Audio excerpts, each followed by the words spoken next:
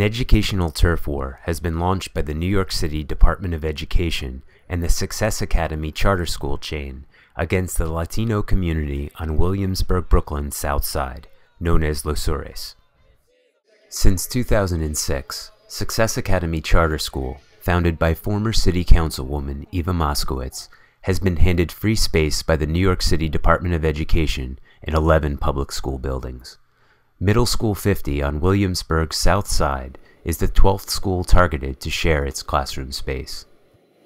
What is really outrageous to me as a 30-year, 40 years in this community of advocacy is that there has been a systematic exclusion of the leadership of this community.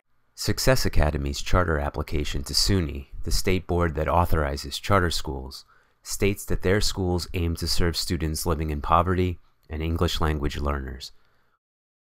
The schools surrounding Middle School 50 on the South Side serve very high percentages of both populations. Ms. Moskowitz, however, has targeted her $1.7 million advertising budget on Williamsburg's North Side, a neighborhood that is wealthy and gentrifying rapidly. The marketing strategy employed by the Success Charter School has focused on the North Side, an area outside the school location. Again, here is DOE pitting one community against another. With such a population surrounding the site of this co-location, why have we not seen any advertisements in Spanish?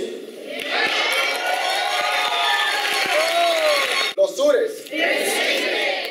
The South Side of Williamsburg, a Latino and Spanish-speaking community, points to the reality that Success Academy charter schools enroll very low numbers of English language learners and students living in poverty.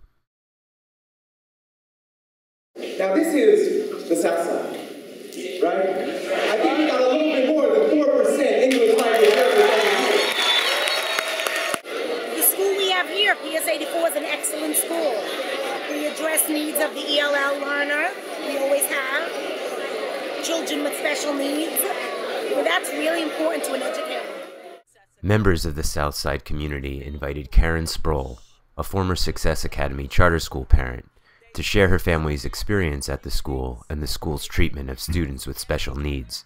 And when my son, Matthew, won the lottery and attended their school, within 12 days of him being there, they systematically identified him and 5 other children, who 2 of them happened to be English language learners, the other 2 special needs with ADHD. They identified them as defective children and they put them in the back of the classroom.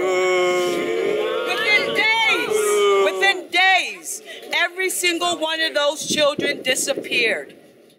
Success Academy's charter application also stated that they had done significant outreach within the community surrounding Middle School 50, and that they had found substantial support for their charter school. Stephanie Anderson, a PS 84 parent from the north side of Williamsburg, exposed the truth behind the claim that there is community demand for Success Academy. She shared the deceptive marketing strategies employed by the charter school. They came and sought out people on the street with small children. They went to large condo buildings here with their marketing and their sales material and scared them and said, you can't go to these public schools, they're not good enough. There's a quote that says, I smell something rotten in Denmark. I smell something rotten in the South Side.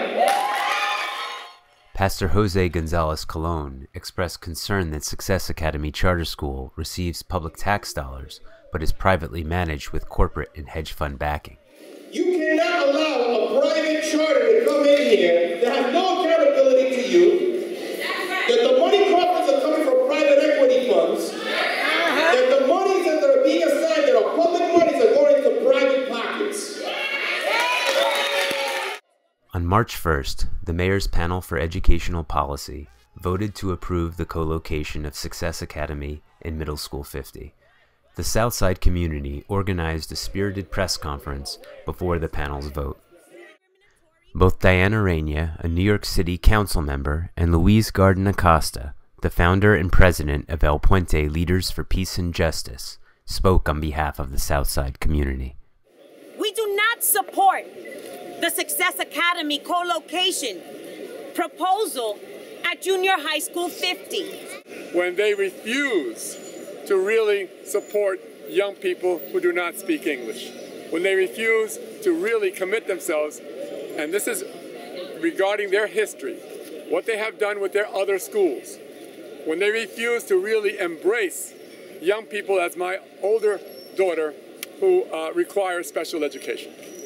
This is a travesty, and we just cannot permit it. Ms. Rainier shared the events of the 2 public hearings at Middle School 50, where the Department of Education allegedly sought public feedback on their proposal.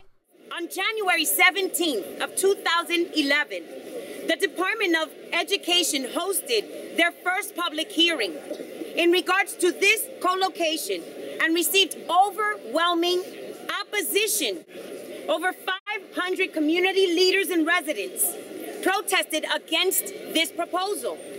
One person testified in favor of this proposal. On February 16th, the Department of Education hosted another public hearing.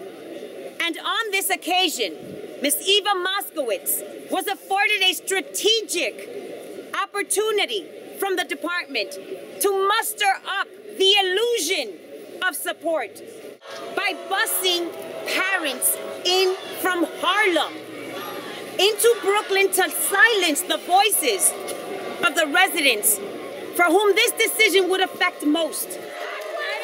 They're booing Diana Rainier right now and not allowing her to speak. Disrespecting our community and our community council members.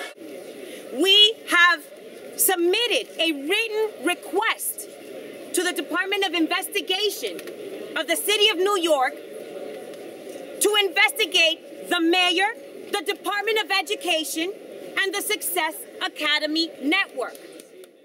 The Southside community's attorney, Arthur Schwartz, joined the press conference straight from the Supreme Court. For the first time, we're bringing a challenge to the granting of the charter in Supreme Court, saying that the Success Academies did not, at any time, seek the support of the community, seek meaningful input into the creation of their school, and they did not demonstrate any sort of support to the SUNY trustees when they got their charter granted. Turf wars like this one on the south side of Williamsburg are now commonplace, as the landscape of public education is shifting rapidly. Private interests that are not accountable to the public are supporting schools like Success Academy Charter that are not accountable to local communities. As Success Academy grows and the franchising of our education system continues across the country, the needs of students, communities, and schools, like those in Los Sures, are being pushed aside. The end to this turf war remains to be seen, as this is one community that is not backing down from a fight. We will not tolerate discriminatory practices in our neighborhoods.